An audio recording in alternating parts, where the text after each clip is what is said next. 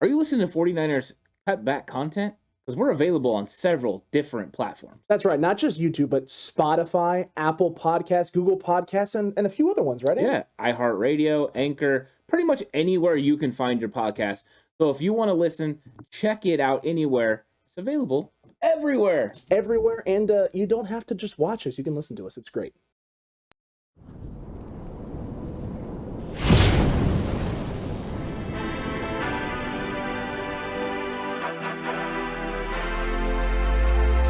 From the alley-oops at Keysar to the glory days at the stick. From who's got it better than us to brick by brick. It's always the 49ers way, from off-season to game day.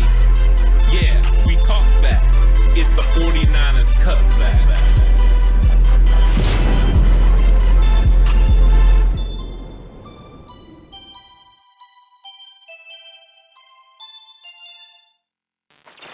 It's 49ers Cutback Podcast time. Welcome to the show. Happy Saturday afternoon. I hope everyone's having a great day. I know we are, because we're about to talk about some cornerbacks. And Alex, 49ers may or may not need some cornerbacks. Well, they do need some cornerbacks. They need a nickel corner for sure. Specifically a nickel corner. Yeah. That's actually priority numero uno for the 49ers, you would think. This is why you and I both think, right? Edge might be something they go. Cornerback, if the right guy is there at 61, maybe something they go. I know a lot of people keep saying O-line, O-line, O-line, but depending on if there's a run on offensive lineman early, if there's a run on edge and receiver, something like that early, and maybe the impact guy isn't there at 61 that you like, but there's a lot of names, meaning someone could be there at 93 at one of those spots that you like in terms of potential. If the impact guy is sitting there at corner, maybe that's the route they go, especially if it's someone who could translate on the inside. So I'm excited to talk about this. There's a lot of guys, there's a lot of names, there's a lot of familiar faces that we've broken down, and I imagine there's going to be some ones too that the Cutback crew may want us to talk about that maybe we won't. I don't know. We'll see. We're going to see. It's possible. There's always players out there that potentially don't fit the 49ers scheme, or even players that maybe are so far down the list that they would end up being undrafted free agents. And we're not going to get so much into those today, especially. We'll get into those guys, the undrafted free agent caliber players, in our gems episode, as we've determined that there are players the 49ers could potentially sign that could make the team. Somebody that's more like an Emmanuel Mosley type that comes out of nowhere, or a Charvarius Ward. So the 49ers starting corners are actually undrafted free agents who are out there making big time money for them. So this is something that's going to happen, but we're going to go through the draft, and I think there's a lot of very talented players in this draft class, and I'm excited to talk about them. I'm very excited to talk about all of them. Cutback crew, hit that like button right now if you're pumped, if you're excited, if you're jacked to the moon to finally be discussing cornerbacks. Jacked to the moon. They're jacked to the moon, and they have to hit the like button right now and subscribe if they haven't already, and hit that notification bell as well. And you know what, Ant? They might as well just join while they're at it. They're doing all of this other stuff, right? They're sharing the videos on their socials. They're leaving 5-star ratings on our wonderful traditional podcast platforms, which is absolutely glorious. But might as well just join, because after this discussion today, after this cornerback breakdown, we're having a members-only and Patreon-only kind of live Zoom sort of hangout, and with the Horst. The Horst will be here in studio with us just to talk about San Francisco 49ers and what's going on with the draft. Yeah, and if you don't know who the Horst is, make sure you hop over there and get acquainted with him. It's going to be a fun conversation, and we're just going to be talking about 49ers and interacting with everyone, so that'll be fun. So if you're a channel member or patron, you're going to be able to hop onto that at around 2:45. So hop on there, and that's going to be a lot of fun. Absolutely, and Shooter just said to the moon and back. There we go. Says straight jacked, and this is wonderful. Yeah. This is absolutely great. I love hearing that from y'all, TCC. But let's get into this thing, and let's get into names and guys that make the most sense. So let's start with Kyler Gordon. Kyler Gordon out of Washington. You're gonna skip Tariq Woolen.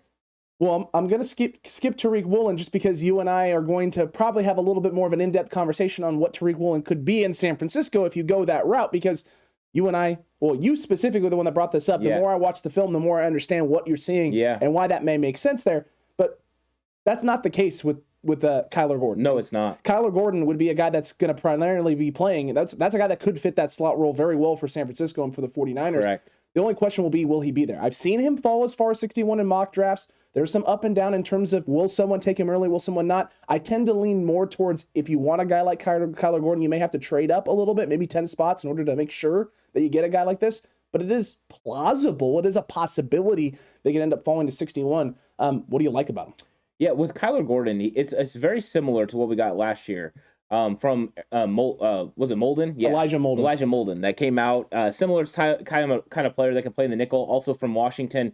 He ended up going to Tennessee, but he was more instinctive than Kyler Gordon. But I do like Kyler Gordon. 5'11", 194 pounds from Washington. Very instinctive. Has good ball skills. Very solid tackler and a very good blitzer.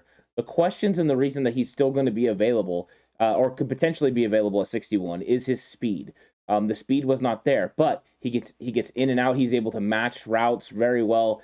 He's a very good football player, and that's what you're going to get from these Washington defensive backs. You got McDuffie going in the first round, potentially. You're going to have Kyler Gordon going in the second round. Where that's going to be, we don't know. He should be a target for the 49ers, and if he's there at 61, that would be really, really hard to turn down, because I think you could plug and play him as your nickel corner this year, and he would be able to roll. And he's definitely going to be able to handle those deep fade routes and things like that. So this would be a big-time move for the 49ers if they're able to lock him up at 61.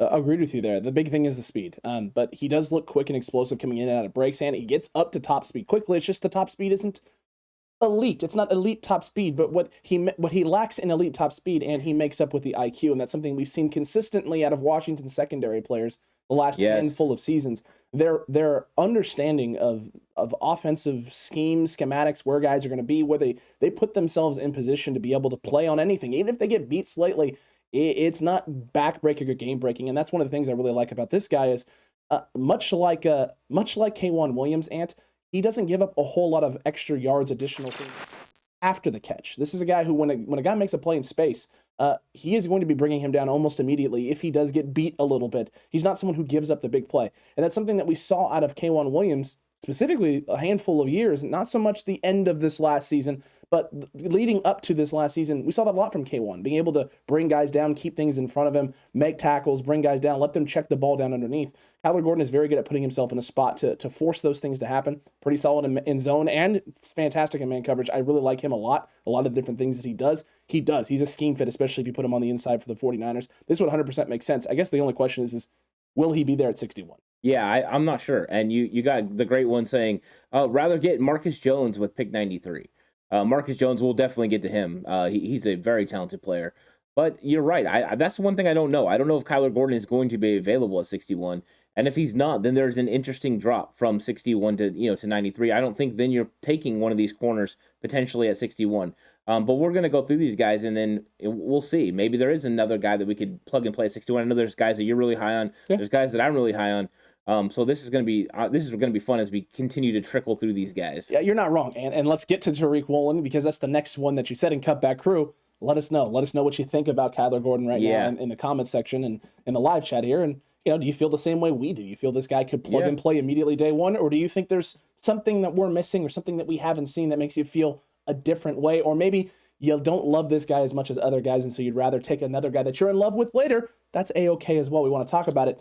But Tariq Woolen at a UTSA, yes, was not on my radar. The way that you when we originally discussed him. I liked him a lot, but you brought up to me and mentioned, hey, safety, Tariq Woolen, and I was like, that could work. And then the more I watched film, the more I was like, oh, Ant, that's really going to work, because the way this guy presses towards the football, presses towards receiver in space, Ant, is impressive. He's aggressive coming downhill. He has natural instincts to press on balls and routes across the middle of the field, and outside breaking routes, inside breaking routes, short things underneath. He comes up in the box and make plays. Very good at setting the edge as well, coming up and filling in the run. This guy just has natural field instincts. He knows where to put himself in space. He knows how to take away the edge. His skill set translates to a lot of different areas. He's a utility guy defensively. You can play him in a lot of spots. He also has the ability to play on the outside. Now, I wouldn't say that's where his best assets are as an outside coverage guy, but he can do it in a pinch. If you need him to go out in space and cover, he can, which makes him feel like kind of the perfect gentleman to play in the 49ers system. The utility and the versatility allows this defense and D'Amico Ryans to use him in a variety of ways. Yeah, I do. I think he's a safety, prospect. That's where I would put him. I do believe he could play, in a cover 3 scheme. If the 49ers were running their old scheme, this would be a perfect fit. He's 6'4", 205 pounds. That makes a lot of sense. But when I started watching the film, he was an elite athlete that relied on his athleticism in coverage. We're going to talk about this with a few of the guys that we're going to talk about. But he's very talented. I thought that he had average technique, something he could work on. Now, he would have really good technique for a safety. Yes. It's average technique for a corner playing on the outside. But I liked his physicality. Would you say he's better in zone right now than man? Yeah, he's definitely better in zone than man. He's just got makeup speed that he's able to kind of catch up to people. Let's see. I got ball skills as a problem. And then he rarely gets his head around on the football. That was something that I really struggled with watching his film. It seemed like he couldn't, the ball skills and head around on the football just weren't there. He wasn't going to be somebody that created turnovers when he was in one-on-one matchups. But with the size and speed that he has, putting him against people in the slot occasionally, but also against tight ends over the middle, or him being able to play the deep third in the 49ers scheme, being able to come up in the box, he's pretty good with run fits and a pretty good tackler. I think that is where he would fit. So if the 49ers were going to target a Tariq Woolen, it would be as a safety, I believe. He doesn't fit the corner way that they play the defense now, the scheme, but he would fit in a safety. And that's the only way he makes sense for the 49ers. Other than that, he does not make sense for their scheme and what they want to do, unless it's a position change. True, because I have here improvements to be made in press man coverage. He struggles at times getting hands on guys and keeping guys in space and not getting beat over the top. He will get beat over the top. That does happen. He does have the makeup speed, though, so when he does get beat, he's able to come back through. I put in here in my notes, may translate better into the slot, and then after you and I discussed, potentially also to the safety position due to his ability to be physical in space, as well as when the ball is up in the air and being able to press on receivers and get downhill at guys and make big plays. I saw more of him in terms of recovery and coming into space and laying big hits on guys than I saw him being right on a guy, wrapping him up as he's catching the ball. He's in a position to potentially make a player deflect it. It's more with him coming back into the fold, coming back into the play after being out of it in order to make plays on the football and laying big hits on guys, which is great, but it seems and sounds more like a safety than it does a man coverage corner. Yeah, it really does. I mean, at 6'4", he does not fit a man coverage mold. No. He fits this is basically the same size as some of the guys that played in the Legion of Boom. I mean, that's really what he sounds like. That's what he's tailored for. So we'll see. We'll see what happens. But if he was a target for the 49ers at 61, and that's only if he's even there.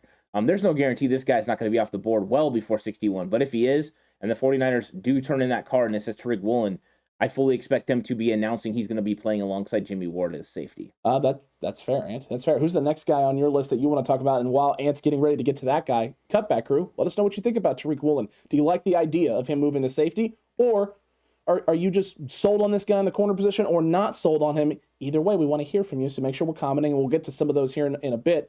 Who's the next guy on your list, Ant, that you're looking at thinking, hey, you know what? Right where this Kyler Gordon, Tariq Woolen is, maybe getting close to 61, maybe even a guy that could fall to 93. Who are you looking at? Yeah, I think the next set of guys are going to fall to 93. And the next one I broke down was Martin Emerson from Mississippi State, 6'1", 201. He's a good tackler, good in run fits, a zone cover guy. I mean, so I question his man abilities, and I thought he had average ball skills. But he's somebody that's been moving up draft boards, so I wanted to go ahead and put in the time and effort to break him down. I don't think he's a tremendous skill and scheme fit for the 49ers, skill set and scheme fit, but I did think that the good tackling and good in run fits made him a 49ers potential target, just with what they've been doing with who they've been signing. These guys kind of, that area of it made sense. The problem was, I thought he was a really good zone cover guy, but I questioned his man skills. And I think there is a trend for the 49ers to move towards man coverage a lot of the time. So I think that this is a guy that it may be a fringe fit, and that to me doesn't scream potential at 93. So I probably wouldn't get him, but I did do the time to break him down because he's moving up boards. He is moving down boards, Ant. Look, the 6'2" size is great. Yeah. When he does play his best man coverage, it's usually in press situations just because of his long arms. But even then, I don't see anything elite when it comes to him in man coverage skills and being able to lock down guys in space, stifle guys, really move them off their routes. It's just, he's good at disrupting initial contact. After that, there's some question marks across the board. And he's definitely a better zone scheme sort of fit. If we're talking about good old Robert Saleh and the traditional wide 9 cover 3, this actually might make sense at 6'2". A lot of those skill sets would translate over. But we're not talking about Robert Saleh and a wide 9 cover 3. We're talking about the shift and them going to more man principles, which is why they made the move for Charvarius Ward. And because of that, it doesn't seem like this would be an option or a route that the Niners could go in. Then again, Ant, Swerve could come on draft day, and this is the guy at pick 93 that the Niners take, much like last year with a swerve with Trey Sermon and Aaron Banks there on day 2. Yeah, so let me throw out Kobe Bryant, 6'1", 193 from Cincy. Yeah. I kind of felt he was similar to Martin Emerson. I thought he had good length and well-rounded, but to me, he was his own corner. Feels like it. Playing opposite of Sauce, it was the same thing, and I worried about his press man. I didn't see it. So that was another thing I wanted to kind of lump him in with Martin Emerson. Two guys that are right by each other in some rankings, and as far as a second, third round pick, but probably third round picks. But I didn't think he was really somebody that fit the 49ers' current scheme. It's interesting with Kobe Bryant. It's very interesting because I do think there are some things that I really like. Mm-hmm. When I was watching film, he does a very good job of mirroring guys. He stays with guys typically in man at times. Elite speed and things of that nature. If a guy is overly physical, he can struggle at times. He doesn't necessarily have all of the tools and traits to be elite shutdown, but he's solid as a number 2 guy. The problem is in the NFC West that we've seen, right? A lot of these teams' number 2 guys are still one of the best wide receivers in the game. And this is a guy who tends to thrive in areas where he doesn't have to cover necessarily your best guy. Well, the Rams, their best guy, Cooper Kupp's going to probably play in the slot, where this guy would most likely, you would think, you'd be hoping to try and slide him in there. Or if you move Emmanuel Mosley in there, they're going to move. You think he could play in the nickel? I don't think he can. I know. I don't see the nickel skill set. So this is what I mean. He'd have to play on the outside, which means you're going to get teams that are going to throw Cooper Kupp on the outside. They're going to put their best guy out there in space on him because the Niners have shown they don't like to necessarily move the field. Now, that could change with Charvarius Ward. That could be something they do differently, but I'm not sure. And I haven't seen it yet to know. I don't think so. There's going to be situations where this guy's going to end up on their number 1, and that's problems. That's problems because he doesn't do anything necessarily elite. I don't see anything necessarily like super elite from Kobe Bryant. I think he's got really good ball skills. I do like that. That's the different thing there. I thought watching film that he had some decent ball skills. I didn't even write down ball skills. Oh, there you go then. Yeah. In a shocking turn of events, and we differ on some guys. No, I didn't write good or bad. Like I thought it was more like, okay, average ball skills. That's just how I thought. It's true. Yeah. Very, very true, Ant. Very true indeed. Look, Kobe Bryant, interesting one. But Cam Taylor-Britt is another guy who's in this area, and this is a guy that you and I like a little bit more than I think some of these guys. I actually kind of like this around that pick 93 area, and some places have him right around that 93, 94 rating range in terms of their top 100 players and availability. I really like a lot of things about Cam Taylor-Britt out of Nebraska specifically. I think he's a high IQ corner. Seems like he's always in the right spot. He diagnoses things very quickly. He's able to put himself in positions to break up passes or break up large gains afterwards. I have here, though, that my big concern is man coverage skills with him because it seemed like on tape, on film, he was much better in zone coverage than he was man coverage. Then again, he did play really well in the slot already, Ant, and at times seemed to operate better on the interior than on the outside. So that may mean he can come in and plug and play right away. I do like that about Mr. Britt out of Nebraska. Yeah, Cam Taylor-Britt, 5'10", 196 pounds out of Nebraska. The first thing I wrote was could benefit from moving inside. So he's a guy that played on the outside that I thought could move in. He's very physical. He had really good ball skills and very good instincts. My questions with him was too much separation. I felt that there were times when he would allow separation between him and the receiver, and that is something if you're doing it in college, you're going to really do that in the NFL. And we know that these NFL receivers don't need that much separation to be able to take that ball to the house. So I think that him on the outside, he could be somewhat of a struggle at times against some of these big time receivers. But him playing in the nickel made a lot of sense with his physicality and his instincts. I think he would know where to go and then be able to come up and make those tackles. So I saw him along the lines of K1 Williams. That's what I saw him as. I thought he could fit that role. He's a competitor. He's a dog. He gets after it. So yeah, I like him overall. 93 looks like that will potentially be where he would go. So if you value this guy, there are actually guys after this that I actually like a little bit more than Cam Taylor-Britt. But I do like him, and if the 49ers went that route, I would understand it, sliding him into that nickel corner spot. Now, we did have a question. I saw this. It was from Eric Dane, right? Any chance Lenore or Thomas can play in the slot? Yeah, Deommodore Lenore, I believe, was drafted to play the inside and play the slot. However, with some of the things that were going through with injury-wise at the cornerback position, they played him primarily on the outside until the last week of training camp, and then they tried to move him inside. So there was a big change in the way that he was going to have to play the position. So I think he's somebody that's developing. He will be somebody that they give a run at nickel corner. I don't think Ambry Thomas's skill set will allow him to move inside and play there. Emmanuel Mosley would be the more likely guy to move inside, with Ambry Thomas potentially playing opposite of Charvarius Ward. That's fair. It definitely is. It definitely is fair, and it seems like his skill set just translates better in the way he moves. The lack of speed there from Mr. Diamador Lenore may benefit a little bit more on the interior than on the outside. We saw what happened in the Eagles game, and we saw what happened with Devontae Adams. Now, a lot of that is playing against a ridiculously fast receiver and Devontae Smith and Devontae freaking Adams. But at the end of the day, it may be better to put him in a position where he's able to have some help on the interior there, but also just be able to limit the route tree in terms of where guys can go in space.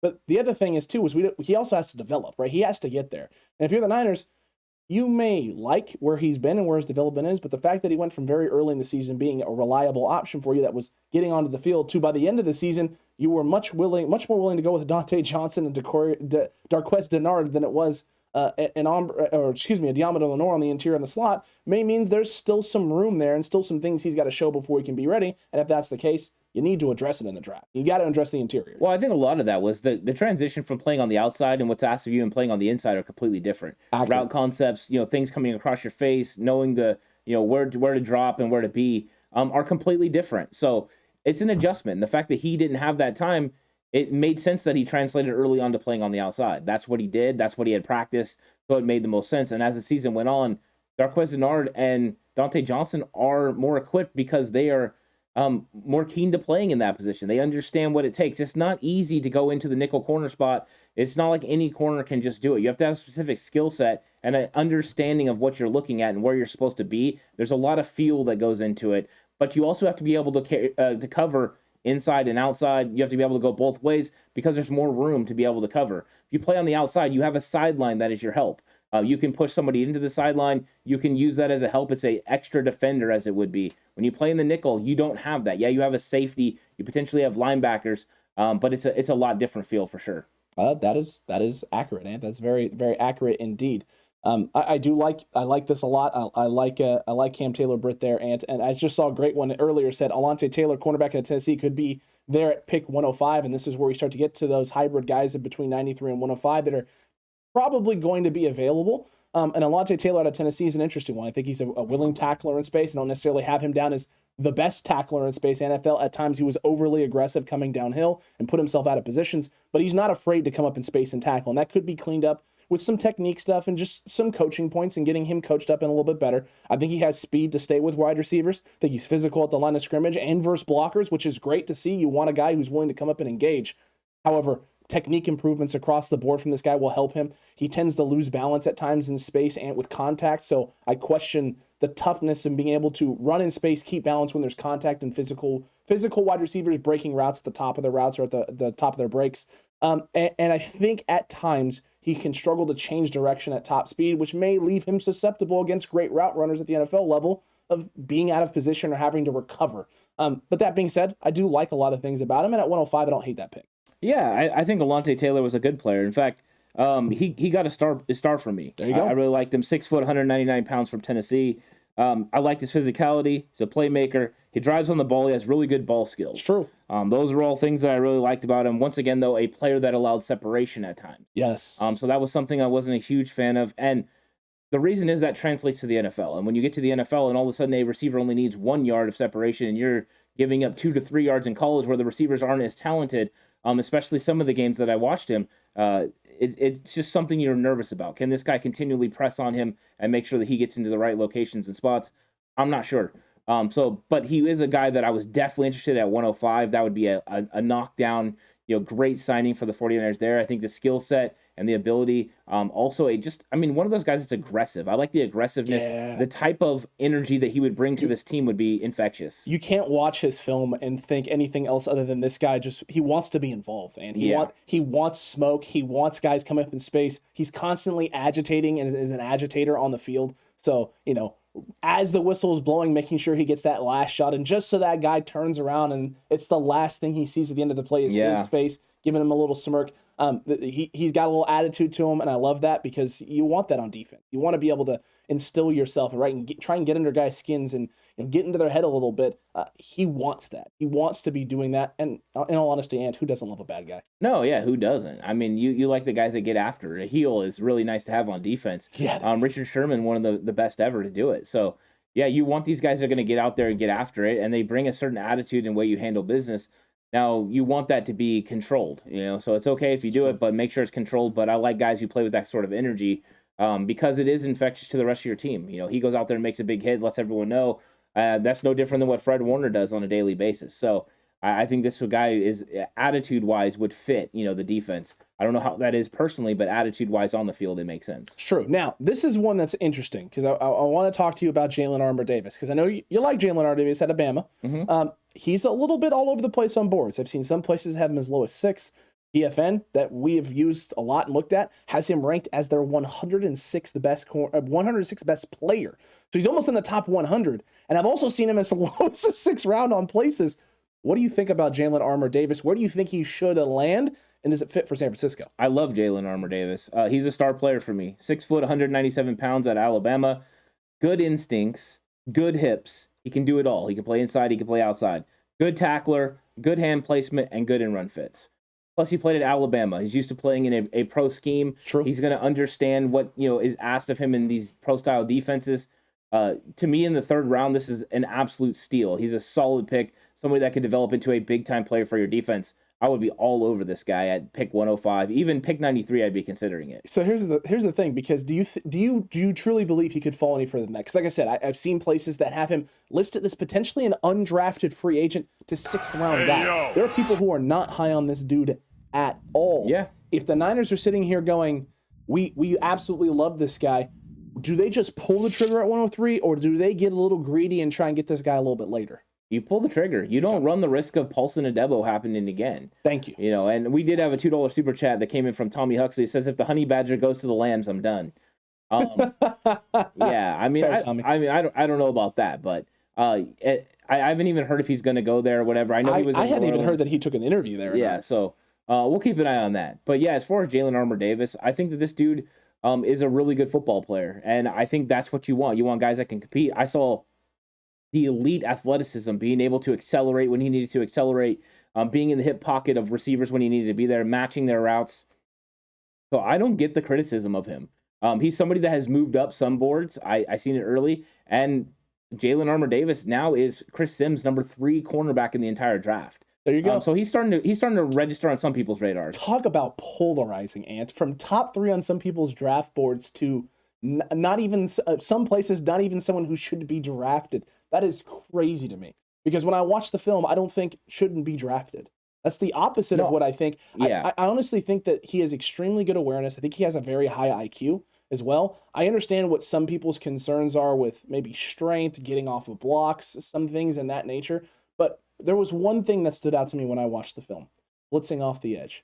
Where have we seen that consistently in San Francisco? Yeah. All the time from K'Wan Williams coming off the edge. That stood out to me in a huge way. And is why, for me, it makes me think that this is something the Niners are definitely looking at with that third round compensatory area. Around 93, 105. This would make sense. The guy fits in. I think he could slot in day one, Ant, and be a guy who's on the field or at least competing in training camp for that starting spot. There's no reason he can't compete with Ambry Thomas right away for sure. For that first cornerback in.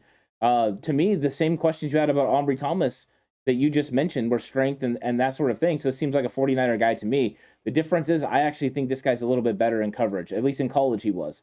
I thought Ambry Thomas improved, but some of the instinctual things that Jalen Armour-Davis does as far as knowing when to drop even farther in his coverage because of the route scheme that he's going to see is a little bit farther advanced than Ambry Thomas was this last season. And you saw that come to fruition in the NFC Championship game where he could have sagged deeper, made it a tougher throw for Stafford, and then maybe you wouldn't have had Cooper Kupp with a couple touchdowns. But those are things that young guys are learning, and that's one thing he's learning on the fly. Where I believe Jalen Armour-Davis is farther along in that learning process, even though he's spent this year in college and not in the NFL like Ambry Thomas. True, and I don't have concerns with this guy also, Ant, about being able to play against physical wide receivers at the top of the leagues. This isn't a guy who got bullied around and loses balance. He braces, he extends, he explodes well on breaks, and the awareness is there, the IQ is there. This guy understands the game of football, and a shocking development, Ant. He played on one of the best college football teams in the country and wasn't a liability in coverage. I tend to believe that means he's got a lot of the traits necessary to play at the next level and definitely has an understanding of what's going on offensively to be able to slow teams down and take away Take away, keys, take away reads, take away that first look if he's covering the guy who's supposed to be the first option in space. Yeah, he was definitely the better corner of the two that were that are available for Alabama. And that's crazy because Josh Jobe is comfortably sitting in a lot of people's draft boards right in the middle of the draft. Yeah, well, I don't think that's crazy. I think Jalen Armour-Davis is a lot better than Josh Jobe. But that's what's crazy to me is that you have a guy in Josh Jobe who's comfortably sitting there, and when I watch it, he is obviously the number 2 corner for Alabama, and Jalen Armour-Davis is polarizing at best. I don't understand that. Yeah, I don't know. I just watched the film. I don't really care what Draft Network says or what PFN says, because they're usually all wrong. So it's like you just take into account what they say, and then you just move on. I won't even read their reports. I just watch the film, and then maybe I'll go back and read it a little bit because some of the things they say I just don't see on film. No, not at all, Ant. Not at all. And speaking of a guy, Ant, who the film is what brought me the attention of Zion McCollum. The film for Zion McCollum out of Sam Houston State was kind of the point for me. I was watching some other teams and other players, and I kept seeing Zion McCollum coming up and him making some plays and being in some good spots, and I thought it was an interesting thing because I didn't know where he was going to be on draft boards. And since I started watching film, he's flown up a lot of draft boards and is very high for some people. What are you thinking about Zion McCollum, and do you think this is something the Niners could target around that 93-105 area? I question his scheme fit. Fair. I mean, Zion McCollum is 6'2", 199 pounds from Sam Houston State. That was the first thing I wrote down. 49ers scheme fit with a question mark. As soon as you see the 6'2", and he plays like he's 6'2", I had questions about his speed and also his hip fluidity. To me, when he went to change direction or flip his hips to run with a wide receiver, at times it felt like it was real stiff, and he had to get a lot of upper body movement to go with it. The other thing was when he was pressing on routes, he didn't hit the 45-degree angle with his foot. There's some technique issues there. But I did think he could play man. I thought that was something he could do. His length is noticeable on film. He's a good tackler. Not a great tackler, but a good tackler. He has good technique with some of the things that he does. And then he can drive on the ball. But I think he needs to fix the technique to be able to drive on the ball consistently, because sometimes he will slip. If you watch a lot of the film, he slips in space because when he's trying to drive, he doesn't have the right technique. So I think that this is a good player. I just question whether he's a scheme fit for the 49ers. Once again, they're not running the old cover 3 they ran when Robert Saleh was there. Right now, he is more of a zone corner than he is a man corner. He's much better in zone situations where he can turn and run receivers over the top and cover 3 situations and things like that. He's a better zone cover than man corner. That being said, I do think there's some positives with him. I do think there's some things that would work well, but it would be a development thing. And at 93-105, you're still trying to get impact players right now for San Francisco. That's why this is it's hard to sell me on this idea of Zion McCollum at 105, in that 93-105. It's just really hard to sell me on it because I think he needs to develop. I don't think this is a guy who's coming in and competing day one for a starting job. I think he has some traits that put him up and maybe make it so that he has maybe less development than you'd like or less development than you're worried about with him. But I don't know if it's this year type of thing.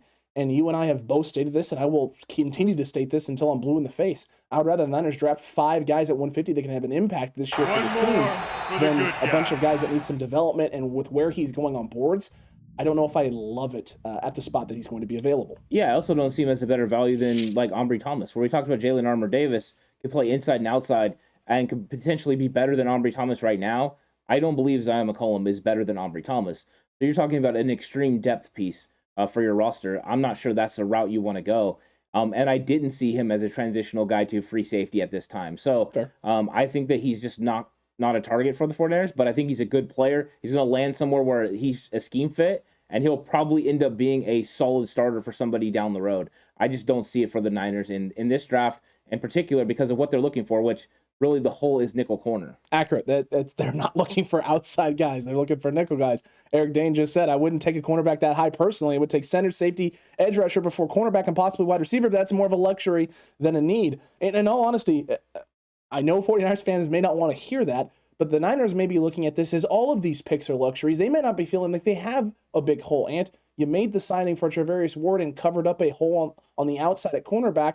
They feel that maybe they have a guy in the room already who could be a guy who could play in the slot. I don't know how they feel about Darqueze Dennard. I don't know how they're feeling about Dante Johnson, the flexibility. If they believe Ambry Thomas may be ready by the time next season starts, then they're sitting there going, we have Ward, we have Thomas, and you can move Mosley onto the inside and problem solved. We don't know necessarily how they're viewing this room overall in total. Now, I don't think there's any world where Aubrey Thomas is ready to be the legit day one starter come week one of the 2022 season. But I'm not the 49ers making that decision. They have rolled with question marks at corner before. I just never think it's a good idea to move one of your top two corners to the inside. Fair. Emmanuel Moseley right now is one of the top two corners on the Niners, so he needs to play outside. So then your next question is, who's the next best available guy? And you're right. That is Darqueze Dennard versus Dante Johnson in the slot, because both of them are better than Deommodore Lenoir. Right now. Aubrey Thomas doesn't translate to playing inside. So that is what you're rolling with. It's potentially Dennard. Dennard, Emmanuel Moseley, and Dennard was a first-round pick, so he has a lot of talent. But that's what you're going with right now. So minus it being a nickel corner, or somebody like Jalen Armour-Davis or somebody of that caliber that can move in, Cam Taylor-Britt, that can move inside and play nickel, I don't think you do invest a pick like this. We've talked, what do I say for the first two picks that we need to make? They need to be impact players, either impact wide receiver or impact edge rusher. Somebody that impacts the quarterback, either your quarterback in a positive way or the other quarterback in a negative way. Correct. That's why we talk about these nickel guys.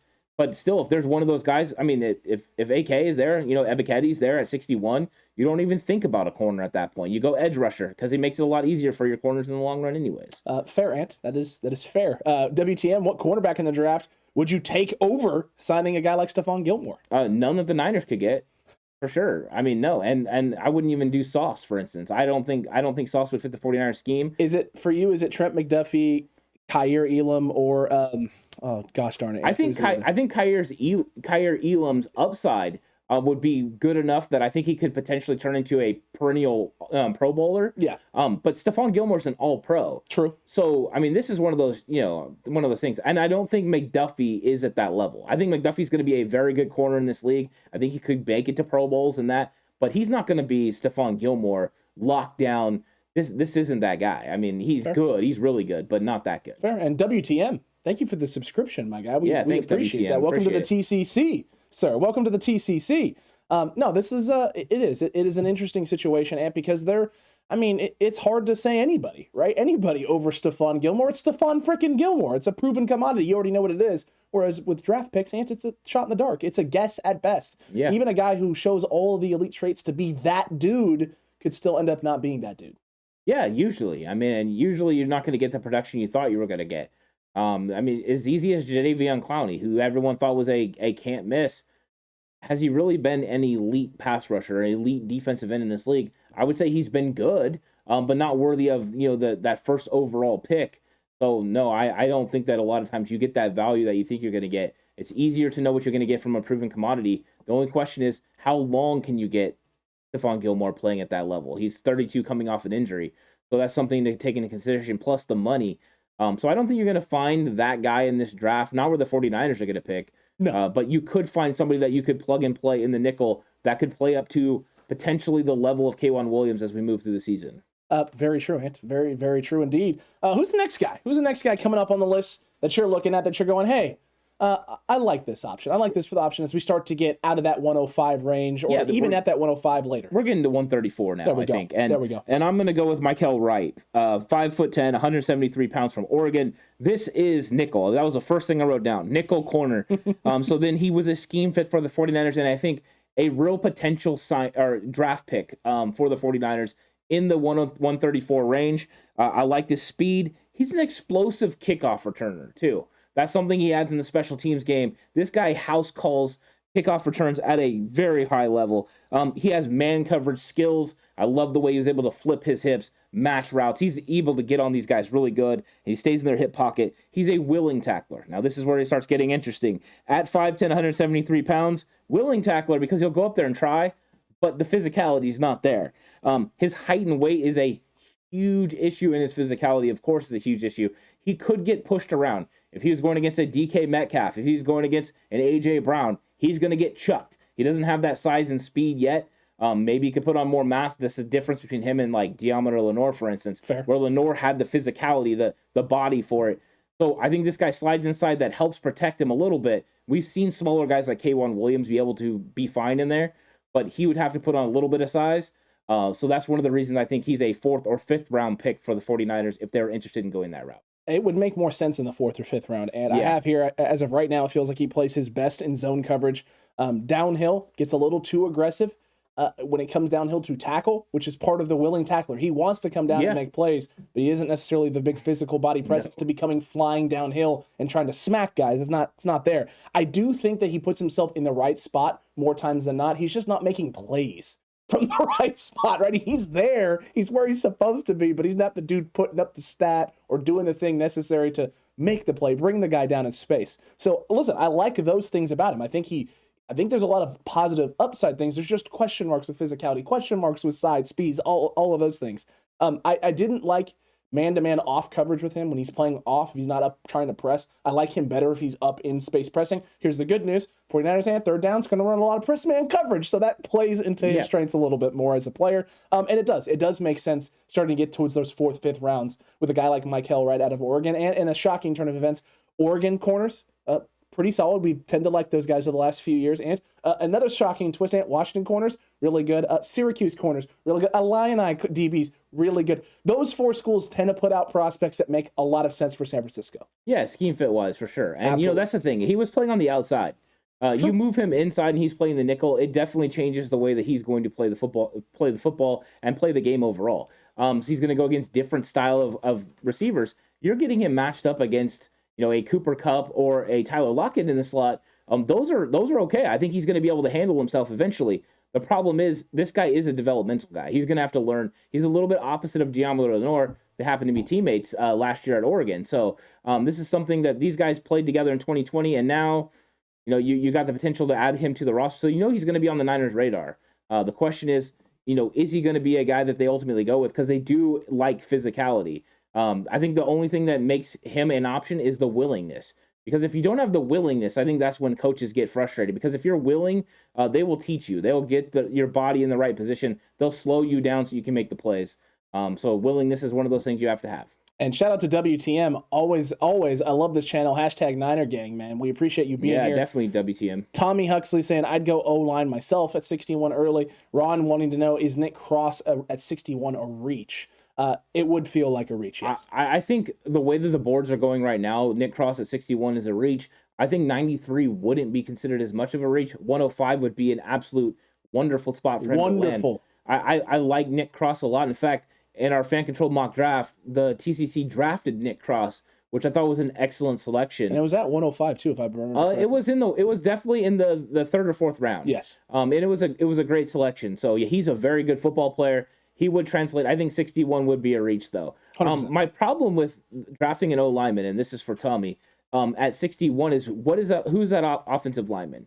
And because that, if you're looking at 61, and I've been consistent with this, they need to make an impact. I don't know if you can get an lineman at 61 that's going to start for your football team. Now, if you believe that Mike McGlinchey's not going to be ready to go, and you're going to be able to get a tackle that's maybe fallen or somebody that you believe can start, then that would make sense to me. But other than that, I don't think you're drafting an interior offensive lineman. I know they did with Aaron Banks, but how did that work out? You had to redshirt him an entire year. You need someone that's going to make an impact on your football team. I think you could get a guy in, later on, 93, 105, 134, potentially, that could have as much impact in 2023 as the guy you draft this year would have impact in 2023. Fair. And maybe Alec Lindstrom at 93 would be where I would think that the top interior offensive lineman would go.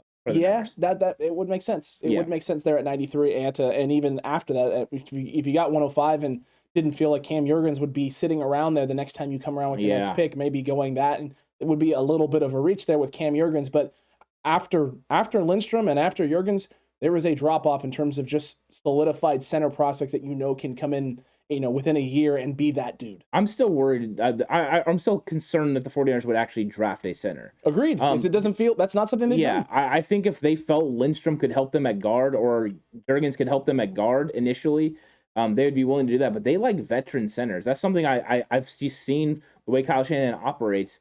Everywhere he's went, he's ended up landing with a veteran center. When he went to Cleveland, Alex Mack was young, but he was a first-round pick. And then when he got to Atlanta, guess who was there? Alex Mack. Veteran centers, guys that are able to pull the trigger. When he got to San Francisco, it was Daniel Kilgore, a veteran center, and then he just went to Weston Richburg, a veteran center, and then now Alex Mack. It just seems like a trend for him. That's where he wants to roll with it. It does seem like a trend, Andy. Yeah. It does seem like a trend. Look, the next guy that I want to talk about, kind of getting into this area, is Tariq Castro Fields out of Penn State. And me likey Tariq Castro Fields, and especially with where he's going to be going, kind of in that 4th, 5th round range.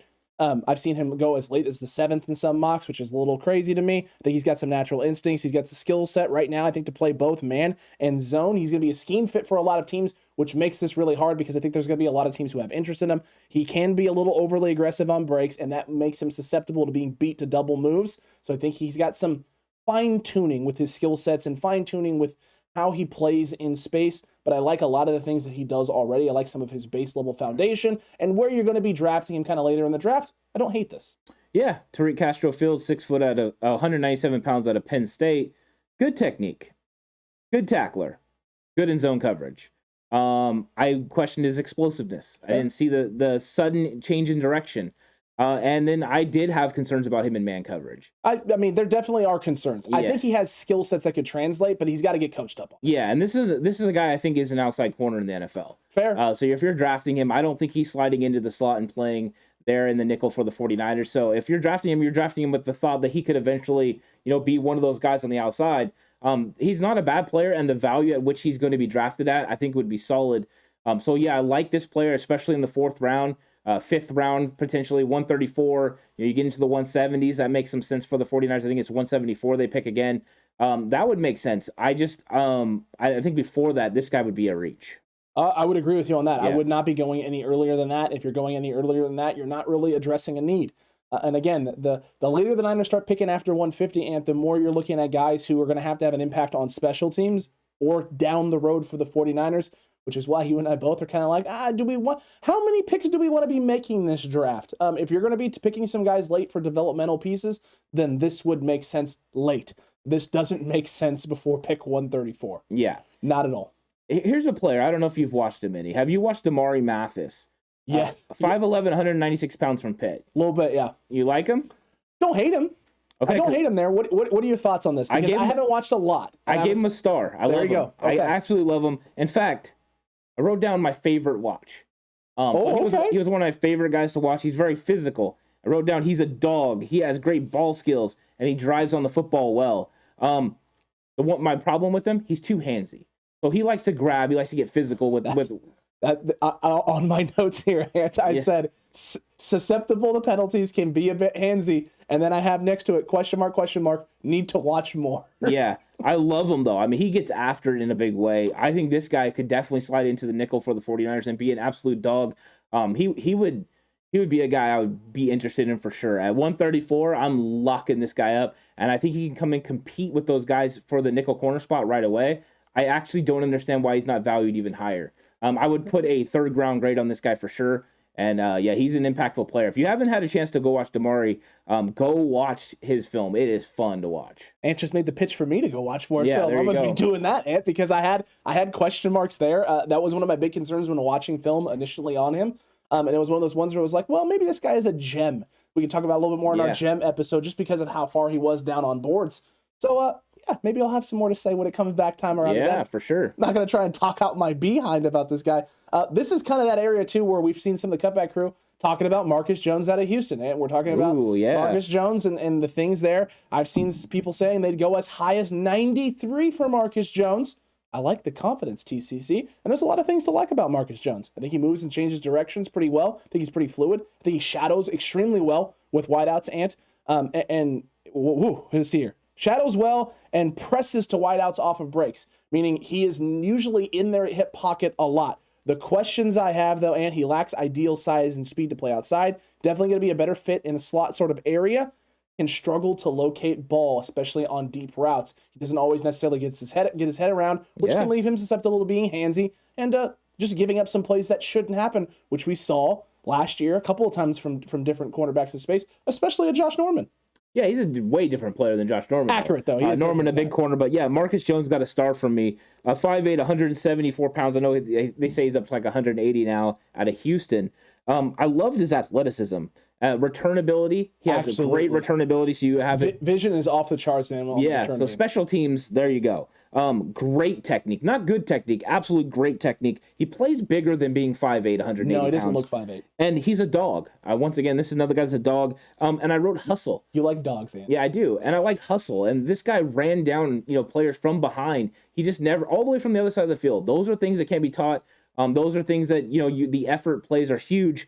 And then the only question was the size for me. I liked everything else that he did. I get what you're saying about the ball skills. I thought that it was honestly just tracking on deep balls. It's not anywhere else on the field. I literally just thought it wasn't good. It wasn't bad. It was kind of like, it's there.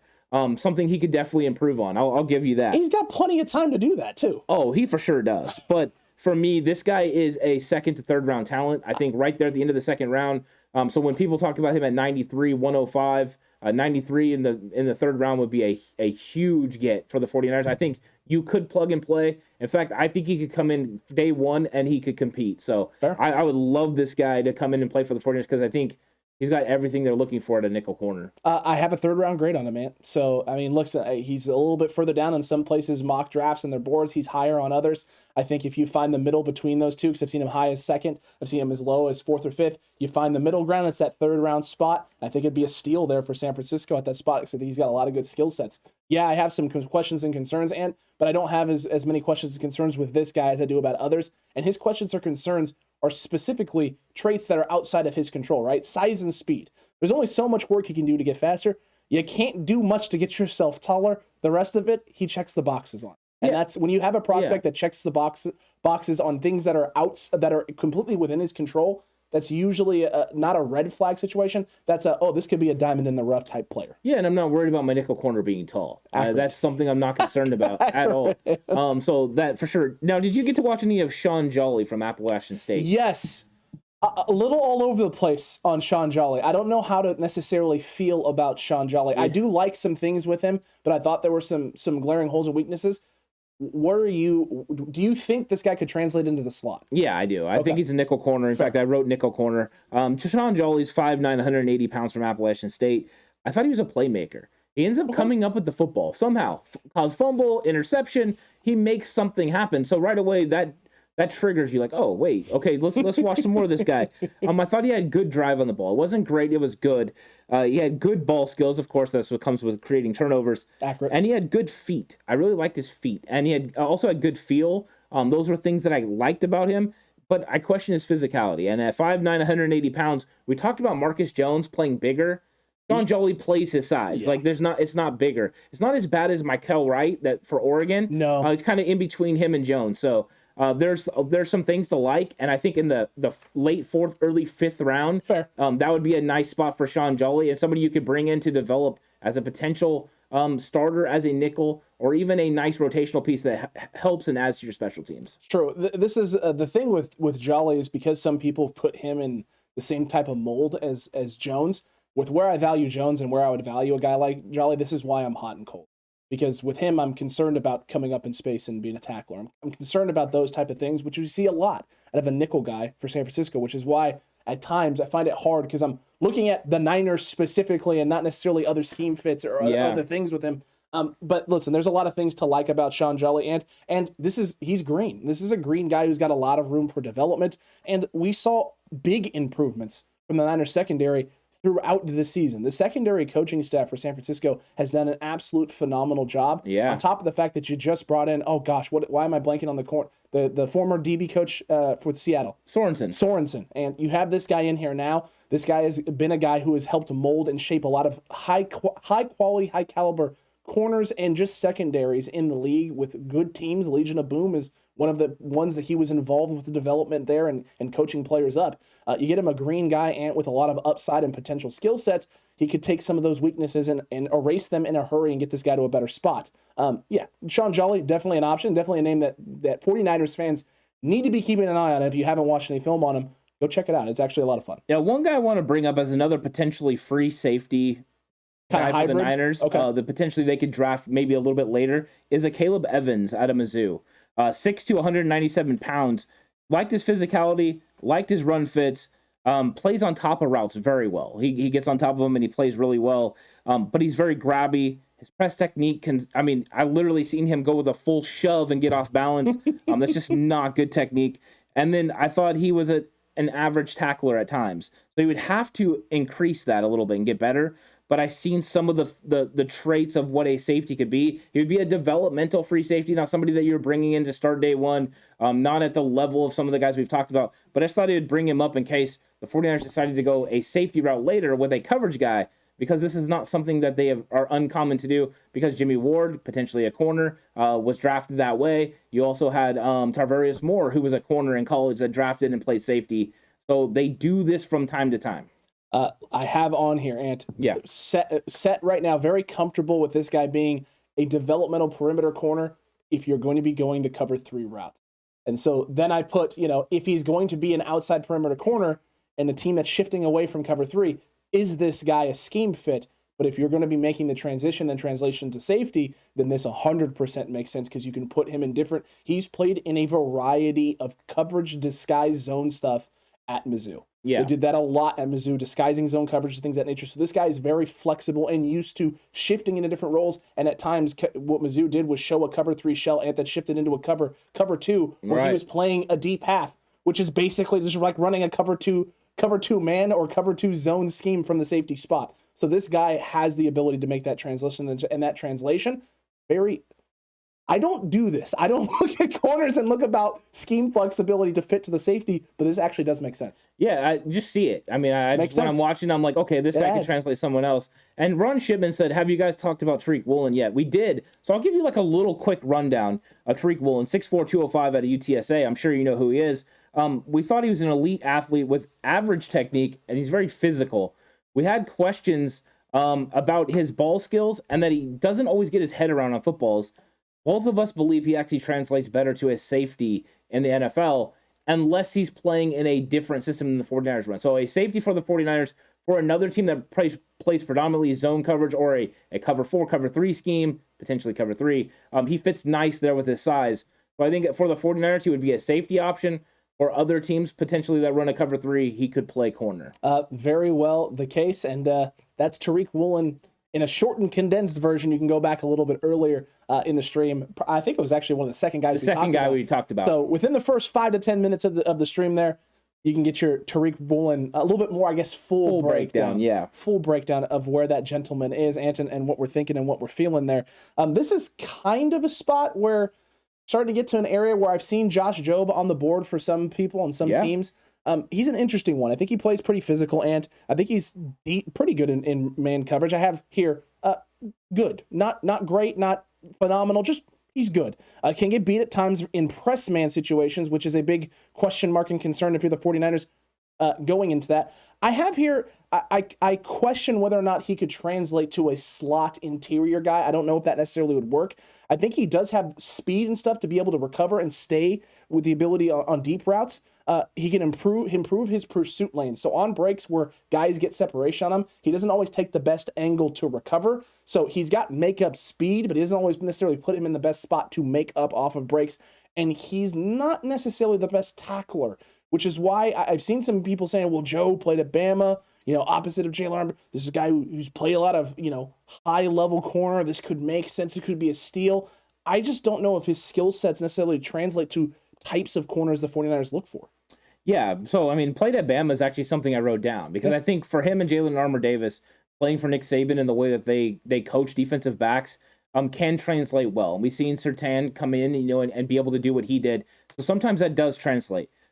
He's a willing tackler. You're right. He's not a very good tackler right now, but he's a willing tackler. Once again, you can teach people to play better teach them better tackling techniques so we can get better. You can't teach willingness usually. No. So they either do it or they don't. Yeah. And so being able to, want to do it, you can definitely teach him and he can get better. And I thought he was a good help in run support. He was willing to get up there. He knew what his run fit was. So that was really important. The questions about him, though, are his hips. I thought he had tight hips. Fair. So he wasn't going to be able to do all the things that you wanted to do. You're right. I don't think he fits in the nickel. His fluidity. So it's not just the hips, but he doesn't look like a fluid athlete. He's not getting where he needs to go. And when he's putting his foot in the ground and pressing forward, it's not always there. And then he's very grabby. There's too many times on film I seen him just grabbing receivers when he was going to get beat, or even when he wasn't beat. He would still grab their shoulders, their jersey near their shoulder pad. And That's going to get you penalties in the NFL. You can get away with it a little bit in college football. A little bit. You're not going to be able to get away with it like that in the NFL. So those were concerns I had about Job. He's definitely a developmental piece. This is a guy I wouldn't touch before the 5th round. And then in the 5th round, I would know I was bringing him in for him to develop. And I actually do not believe he could beat out any of the corners they currently have on the roster. I did like some things out of him on special teams, which is why I think in the 5th it could make sense, because he did make some impactful plays at Bama on the special teams unit. He pleaded and begged to be on the special teams at Alabama. He wanted to be a part of it on the field. I like that for sure. So there is that aspect of his game that I like, but you're right. It's developmental at this point, Ant, and I have questions still about scheme fit for San Francisco and what position he would be in. I don't know if this is a guy not that I don't know. I know this is not a guy who's going to come in and supersede or supplant Ambry Thomas right now. This guy needs time. He needs work. He needs to get there.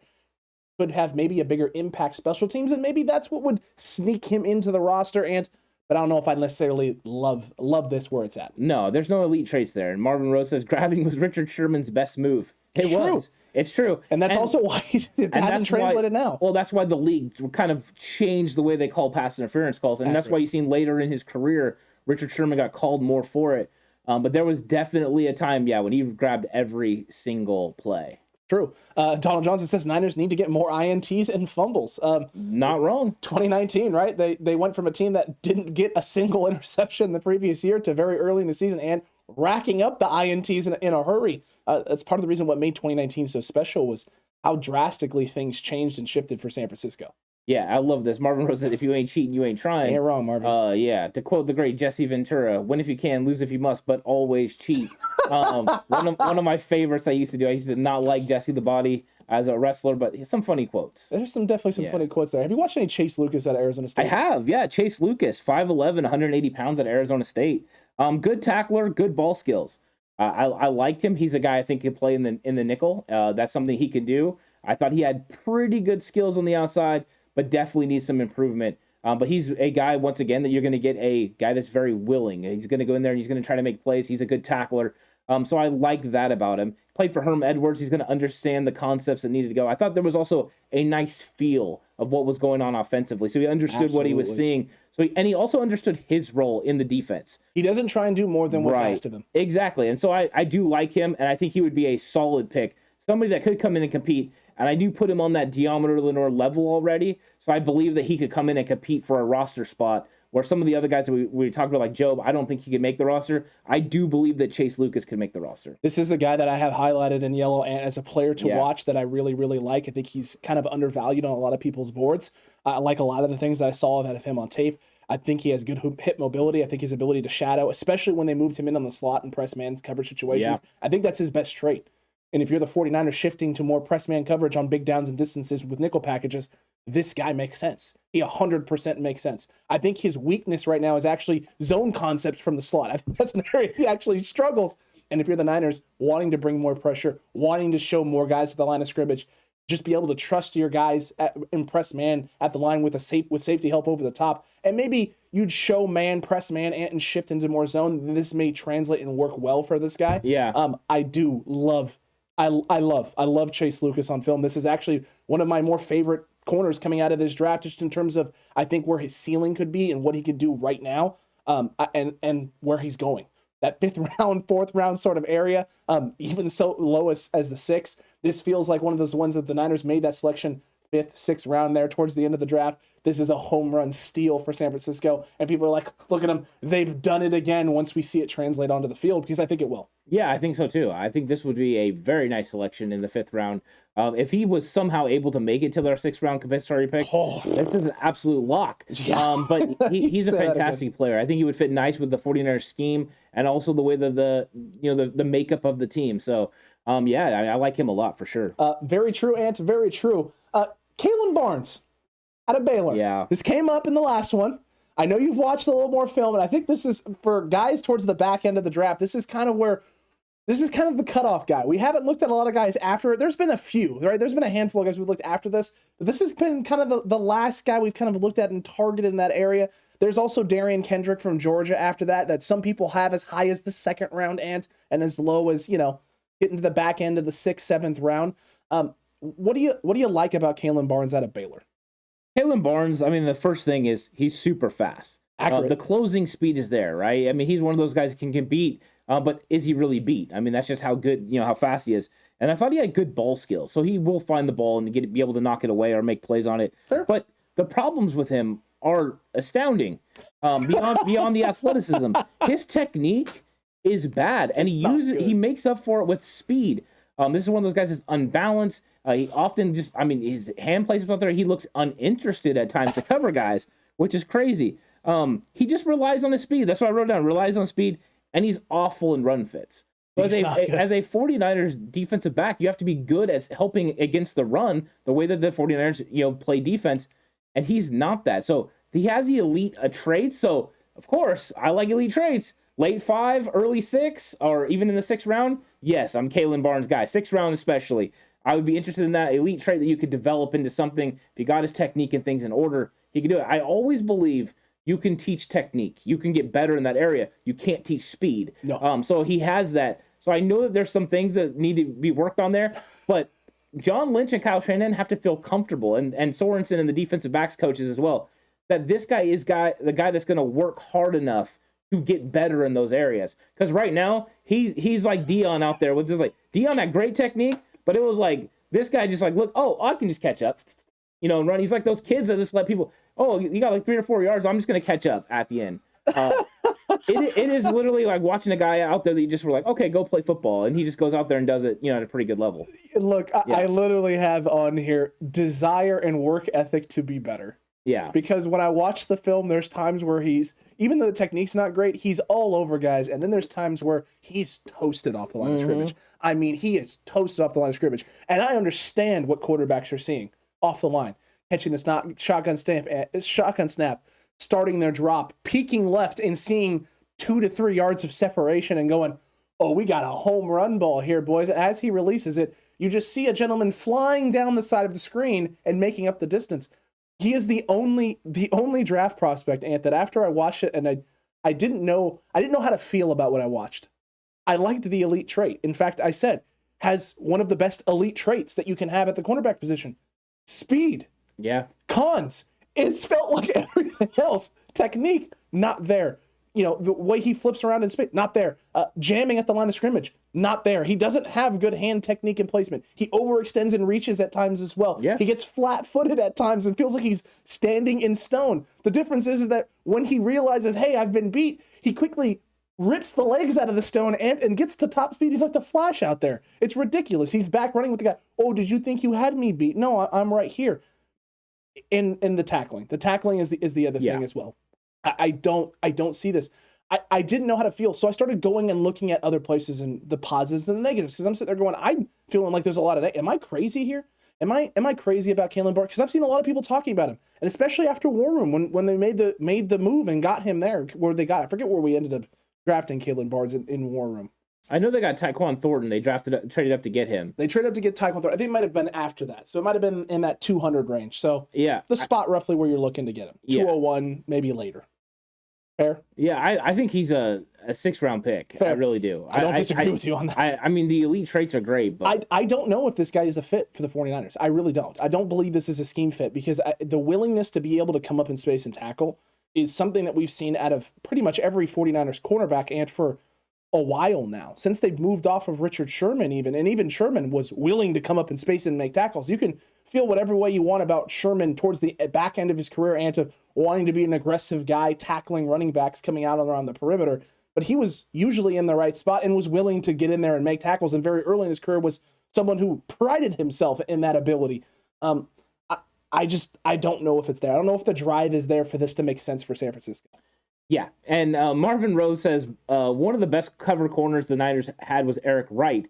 The other corner was Ronnie Lott. They had, they could cover and they could rock your world. Eric Wright is actually one of my dad's favorite football players. I love watching Eric Wright, number 21, fantastic corner. That 1981 draft was absolutely fantastic, getting those two guys. The rookies that they were able to bring in, Carlton Williamson as well, to go with Dwight Hicks, was a fantastic secondary. That's not what you're getting from Kalen Barnes. No. He's not Eric Wright. He's not even Don Griffin or Tim McKyer. We're not rolling down that road. But he's not. I don't even think he's RW McQuarters. So there you go. We're just going to throw out Niner corners until I'm blue in the face. But no, I think that Barnes, I like the speed, but other than that, I don't see it. But a lot of the Niners have had success drafting corners. I do like the development that they've been able to do with their corners so far. So I'm expecting a little bit of a jump from Ambry Thomas. But Charvarius Ward and Emmanuel Mosley are locking it down. The nickel is the big question. So when we're getting into this draft, the corners that we talked about that are more likely to play in the nickel are the most obvious choices. And I think the first time we start seeing guys that make sense for the 49ers is actually in the third round. Cam Taylor-Britt is somebody I know you liked. Yep. Jalen Armour-Davis is somebody that could play outside and inside. Absolutely. Marcus Jones, another guy that makes sense in those type of areas.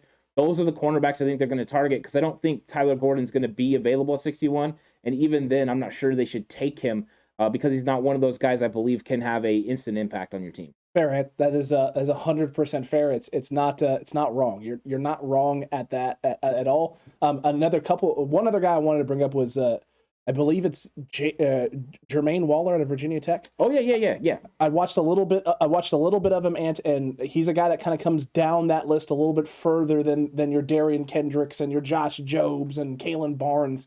I think it's an interesting one because I think he's got natural feel in the slot. I think he's got flexibility to play some outside, but he's mostly an inside guy. I didn't hate his fluidity and the way he moves. I didn't watch his film and think stiff hips. I think this is a guy that can move around. I think he easily changes directions. The big concern I have is man coverage because it seems like man coverage isn't necessarily his strength right now. It feels like zone's his strength. So it's a developmental guy, why it would make sense later. But again, how many more developmental corners are the Niners going to be looking to target to draft when you drafted 2 last year? Yeah, I think what you're going to look for is in that area. The 220, 221 range would be where Jermaine Waller would be a target for the 49ers. You're going to look at his impact on special teams. That's how he's going to have to try to make the roster. My question with him is he better than the guys you currently have? Don't know. I don't think he's better than Deommodore Lenoir. Now, I do like the film, just like you were talking about. He has a lot of positives that go into it. Playing in the ACC, I got to watch him a little bit because as a Florida State guy, and Waller's one of those guys that he's frustrating because he's always there. He's getting physical with people, and he's making plays on the football. And that's one thing. So one of the things you can't teach is just being a playmaker, and he's a playmaker. So I think he would be a target for the 49ers in that range.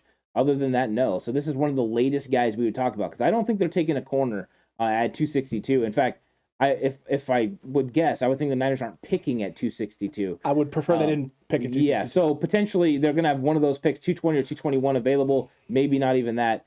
They could do like Jordan Elliott did and trade the entire draft to get into the first round to take Boyd Mafia at 28. Hot dog. Remember when I almost tweeted you, I almost texted you, and when I did this the other day, I traded up all the way to pick 8. Yeah. Or excuse me, pick 4, I think. I gave up literally a first round pick in 2024. I gave up your second round pick 61 this year and 93 and a second next year and a third. And like it's something that 49ers fans but you're giving away all the future, but I did it specifically so I could trade back to 8. We got to 4. I saw the players available. I was like, we might be able to get Trent McDuffie there at 8. Let's do that. Let's trade. So I trade back and got a bunch of other capital. PFF gave me an F for my trade up and then an A+ for my trade back. So I'm sitting at neutral back for the draft. Awesome. Thanks, PFF. Listen, would I love San Francisco to move into the first round and get a hugely impactful player? Yes. Do I expect them to do that? Absolutely not. If anything, I expect them to move up 10 picks or so in order to land one of these, high-end edge prospects or top-end talent wide receiver, like you said, that can do something either for your quarterback or against said quarterback that you're facing. Those are the things that make the most sense. The Niners most likely are going to be drafting a cornerback in this 3rd, 4th round range is what you're looking at. And who knows, maybe there's a handful of undrafted free agent gems that could come in and steal the show. Specifically one guy in mind for the both of us. But we'll get there, Cutback crew. We'll get there. And we had a couple of things here. Tommy Huxley says, and since he brought it up, Petrie to the Niners, book it. There's been a huge trend on Twitter and some of the 49ers pundits that Petrie is actually going to play nickel in the NFL. I wanted to know what your feeling was on that because when I watched it, I thought maybe he wasn't good enough to continually play nickel. I thought he could do it in spots, playing from the safety position, coming up in a dime situation, playing in that spot in the slot. But I wanted to know what you thought about Jalen Petrie potentially being a nickel corner, because if that's the case, he would definitely be a target for the 49ers at 61 if he's available. If the Niners believe that this is a fit, then it could be 61. 61 would make sense. There's just one problem. I didn't bring it up. during this cornerback episode. You didn't bring it up during that cornerback episode, and there's a reason for that. It's because when I watched the film, it's spot situations. It's not a down in, down out nickel corner. This is a guy like Jimmy Ward who, in situations when it's the right guy in the right matchup, when they got the right personnel package on the field, that this makes sense. Yeah, it does. I think so too. Yeah. I think he's a guy that comes in, he has a different skill set, but he's a safety that can do a bunch of different things, and then at times can go play in the slot and cover, whoever you need, especially in dime situations. So yeah, we're on the same page as that. And then Marvin Rose says it seems that they will either spend the money and get a lockdown corner, Gilmore, or draft someone and coach him up. Yeah, that does make a lot of sense. True. And the fact that Stephon Gilmore's not signed and the 49ers have Jimmy Garoppolo's money waiting, and the fact that potentially Deebo Samuel's extension, when it would get done, potentially could actually lower his cap number if they worked it right. There could be money out there if one of these guys is still sitting there. And the fact Gilmore isn't signed would mean that was still a potential signing. I'm not saying it's going to happen because the 49ers paying 2 corners sounds crazy to me. Would I love it? Absolutely. But that is something that we just got to keep in mind just in case. But I think that's right. I don't think they're going to go to corner at 61. I would be surprised if they didn't go, another route there. But potentially 105 would make sense for them to go with a nickel corner. Some of the guys we talked about are potentials there. Guys that have a lot of dog, a lot of grit. Marcus Jones at 105 would be an absolute, bang-up draft pick. It would be an absolute bang-up draft pick. And Cutback Crew, let us know if there are any names that we should have talked about or guys specifically you want us to target, wherever that may be, whether that's 61, whether it's Petrie, whether it's a gentleman later in said draft. We want to hear from you. So make sure that you are commenting right now down below so we can have this discussion with you and talk about these guys. Marvin just said too, if you have any extra money, send it to me. I need it more than you do. Fair. Look, I think the fact that Stephon Gilmore hasn't signed as well, it may lead him to be waiting this thing out. Number one, he's an older gentleman and who's coming off some injuries and things of that nature. So maybe he doesn't want to have to go through the grind of a OTAs and the early portions of training camp where he can just keep himself in shape and then show up when the time comes. But I think he's also looking at teams and understands that there's going to be moves that need to be made. And some teams are maybe waiting until after the draft in order to start making some moves. And he's going, maybe I can just wait, be patient, and strike when the iron's hot. Yeah, potentially. He could be sitting there. I mean, the closer and closer we get to the draft and there's no movement on him, you would think that he's just going to wait for somebody to clear some cap space to be able to go get him, because we know Carolina has the cap space to sign him. True. He's from that area. True. He was on Carolina last year. He was on the roster last year. The fact that he hasn't been willing to go that way means he's looking for a different avenue. So we'll wait and see how this plays. I don't know what conversations him and his agent have had with teams. Potentially, maybe he has had conversations with the 49ers just like, hey, at some point we're going to free up this money. You might be willing. That's something that could have happened. I don't know if it happened. But it's something to monitor for sure. And we'll see how the Niners address the draft, because we all know that they didn't take a tackle early in their draft. They didn't go with a Christian Wirfs because they knew they were going to get Trent Williams later in a trade, or at least they were working on getting that done.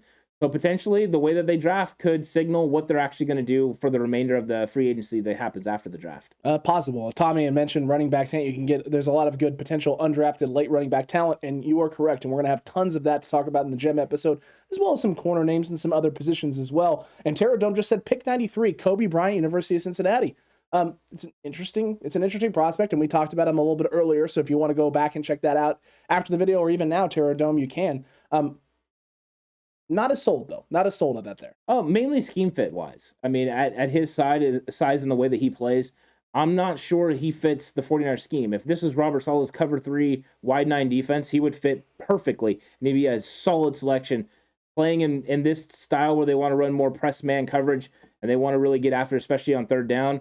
I'm not sure he's a ultimate scheme fit, but he's a very good player, and he's gonna land on the team and be very consistent for years.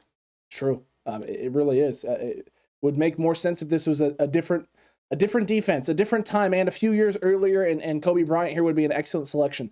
Right now, though, they're just questions about man coverage with him, press man specifically, and as often as the Niners like to run it, which is pretty much any third down at all. If it's third and short, it's press man, and if it's third and long, it's press man also. They definitely wanted to do that early in the season. As soon as they started having problems at the cornerback position with injuries, they had to kind of change the way they handled it. When they brought in Ambry Thomas, they also changed the way they handled it because they needed to give safety help. So they've changed the way they run coverage a little bit, but yeah. True. Marvin's just saying, observation, using Debo like they have been, he's going to shorten his career. Running backs do not play very long, or at least not at a high level for an extended period of time. That is correct, which is why you and I both believe, right? The idea isn't necessarily for that to be Debo's role longevity. It was more of a one-stop shop sort of thing this year because of the amount of injuries you had at the running back room that hit the Niners very early. I think it can't be done the same way that it was. Like, True. It's just not something that you can hold on to and do for a while. But I think in spots to win certain games against certain matchups, you could see Debo having an extended role in the backfield as a wide back, potentially also ramping it up when you get into the playoffs. That's when you see his full potential realized. But I think that's why they went out and got Ray McLeod, a guy that can do those sort of things. And that's why I'm a huge proponent on getting a big-time receiver in this draft that can help. There's other guys that are available as well still that can help take the top off the defense if you don't address it in the draft. But you need to go get playmakers that can help Debo Samuel out a lot. Some of it will help take the pressure off him a little bit with the elevation of Brandon Ayuk playing with Trey Lance and the deep ball being a part of the game. But yeah, there's still some things that need to be done because you can't use Debo in the same role that he played last year for the entire season. For spurts, yes, you can. If you tell me that there's going to be 4 or 5 games where he's used heavily in that role and very sparingly throughout the rest of the season, and it's not 5 games consecutively, then it makes sense to me. I just don't see this being a thing that Kyle Shanahan is wanting to do long term at a full 18-week, 17-game season. That this is what his plan is for Debo Samuel. Ideally, you want to be able to save this for the playoffs. That's ideally what you want. Yeah, I think so.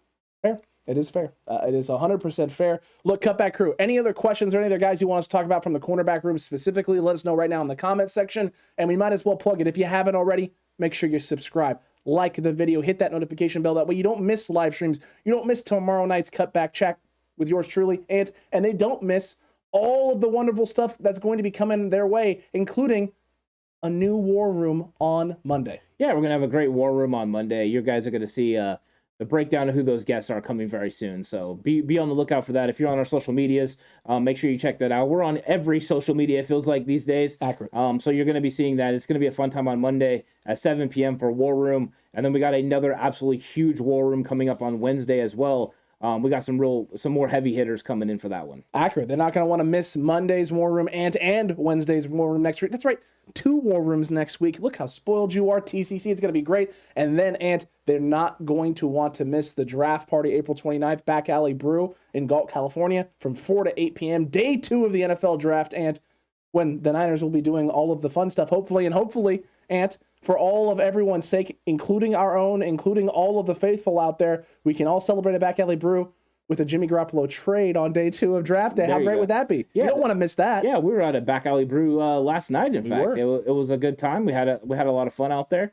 And everyone's going to want to come through and enjoy. It's a really nice venue, and it's going to be a great time. It's going to be 49er fans wall to wall. We're going to have a huge good time out there, and we're going to hopefully get a Jimmy Garoppolo move. David Campbell's been asking for it. Maybe it'll happen. That'll be a lot of fun for sure. But you also don't want to miss right after this. In fact, at 2:45, if you're a channel member or you're a patron, you're going to get a special live stream with Horst. He's going to be joining us, and we're going to have a nice conversation about the 49ers offseason and things that are going to be happening in the future. It's true. It's going to be coming up here very shortly. So it's not too late. You can join right here on YouTube for as little as $5.99 a month or hop over to Patreon. You can do on Patreon as well. You can join over there on Patreon, support the channel here and support the new content and the different things that we're doing and get some Horst in your life. You don't want to miss that. That's going to be right after this. And I saw Tommy Huxley had asked, look, do we trade up and grab a guy like Christian Watson? Do you guys see that? I could. Depends on where he's going to be, though. If you start getting towards that late 40s, 50, early 50 range, then I could see the Niners wanting to move up, especially if they thought that was the best available player in that spot, and they felt that he fell into that mid 40, late 40, early 50 range. I could see them moving up 10 or 15 spots. I don't see them moving up 20, 30 spots in order to make that pick. I do believe they're going to move up. I don't know how far they would move up. I think Christian Watson is going to go in the top 40 picks. Potentially even the end of the first round, depending on which team is, needing a wide receiver at the time. Fair. I think they could go up for a wide receiver. However, I do believe an edge rusher that fell maybe to the 50s. Somebody like David Ajabo or Boy Mafi or Ebiketie. I think those are the more likely targets to go up and grab one of these guys because then I think you could still get a very good impact wide receiver at 93 or 105 that have a specific skill set that fits what you want to do on offense. So I think Christian Watson would be nice at the 6'4", over 200 pounds. That elite speed would fit perfectly with what the 49ers want to do and make a more well-rounded wide receiver room. I just don't know if they're going to be willing to give up the capital it's going to take. They do have 20 picks over the next 2 years, but are the 49ers going to get crucified again for using all this draft capital to go get up another guy from NDSU? We'll see. Yeah, we'll see. When do you guys think Kyron Williams will go? I'm not sure. Maybe 4th, maybe 3rd. Yeah, I think he's a 4th or 5th round pick. Fair. Yeah, I mean, he could go higher depending on if somebody falls in love with him, but I think someone could. His 40 time really did hurt him. Yeah. Was it 4.7?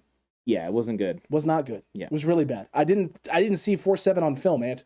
I thought I saw like 4.6, maybe 4.5, like late, like back end 4.5 speed. Yeah. 4.7, I was like, uh-oh. That's bad. Yeah, I mean, he runs with great balance. Like, he's got that going for him. Yeah. I had some vision problems with him. I think he misses open holes. Those are things he has a tendency to want to bounce outside. Yeah, that's something that definitely changed, my views of him. Well, listen, you can want to bounce outside and have a tendency to bounce outside, and if you're a 4.4, 4.3 guy. You can't do that if you're 4.7 and get away with it at the NFL level. It's not gonna work. And Eric Dane says one factor to consider, I'm just going to summarize, is that, D'Amico Ryans could get another job and get another compensatory pick. Yeah, I mean, those things are going to happen, and that's 2 more compensatory picks. The 49ers are going to continually get more compensatory picks from players leaving and from coaches being hired. Also, Rand Carthan was probably going to get a job as well as a front office guy at some point. He's been a finalist a couple of times. That'll be more picks as well. So that's potentially 4 more compensatory picks over the next couple of years. I think those things are realistic. And the 49ers have plenty of draft capital to be able to go do what they want. Just are they going to be willing to pull the trigger? Because they are going to be in a somewhat of a rebuild with a lot of guys coming off the books next year.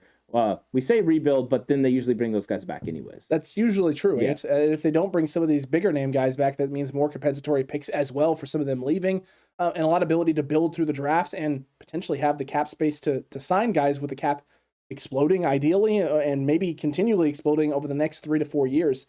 So plenty of ways for them to retool and reload this team around Trey Lance and that rookie pay scale. The quarterback position, we're going to see. Yep. We're going to see. It starts right now with this year, though, and with Jimmy Garoppolo's $25 million on the books, lots of questions in the air. We'll see what happens, Cutback crew, and we'll see you tomorrow night, or I'll see you tomorrow night for Cutback Chat. We'll see you Monday for War Room, Tuesday for more breakdowns of positions, and Wednesday for even more War Room. So make sure you're liked, make sure you're subscribed if you haven't already. Join us over on the socials, and we'll catch you on the next one. Yeah, we'll see you in about 15 minutes for the channel members, the channel member live stream. So if you're a channel member or patron, we'll see you in about 15 minutes. That we will, and until the next one, Cutback crew in the faithful, stay safe. And remember, the right way is always the 49ers way.